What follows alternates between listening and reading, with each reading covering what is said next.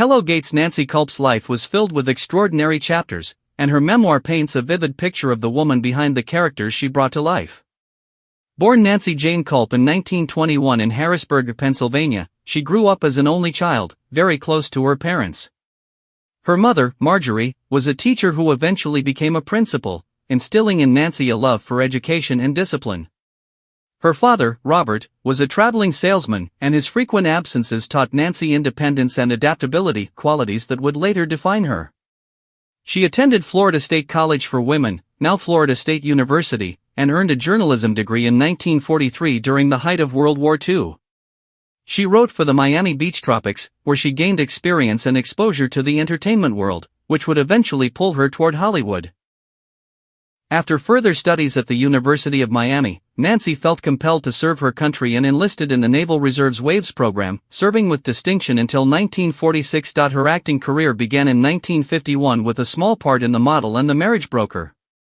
She slowly built a name for herself through film and television roles, appearing in The Caddy, Sabrina, and numerous TV shows. In 1955, she landed the role of Pamela Livingstone on The Bob Cummings Show, which made her a recognizable face. Over the next 2 decades, Nancy became one of Hollywood's most reliable character actresses, appearing in films like The Three Faces of Eve and Who's Minding the Store, while also guest starring on countless television shows. In the 1970s, she joined The Brian Keith Show and later reprised her iconic role in The Return of the Beverly Hillbillies. Outside acting, Nancy pursued politics and in 1984 ran as the Democratic nominee for Pennsylvania's 9th Congressional District.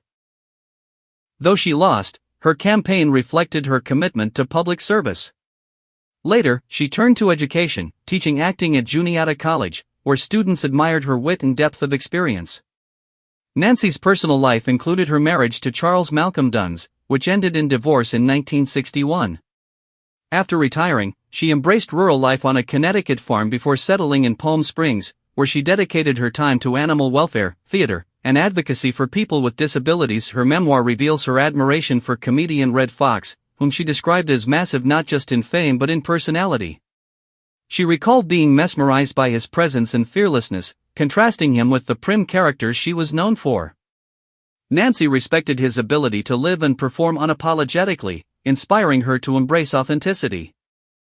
In 1990, Nancy was diagnosed with cancer, and though she underwent chemotherapy, the disease advanced quickly.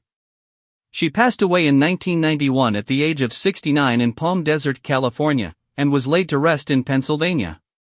Her life reflected resilience, versatility, and service. An actress who became a teacher, a public servant, and a philanthropist, leaving behind a legacy that extended far beyond the screen.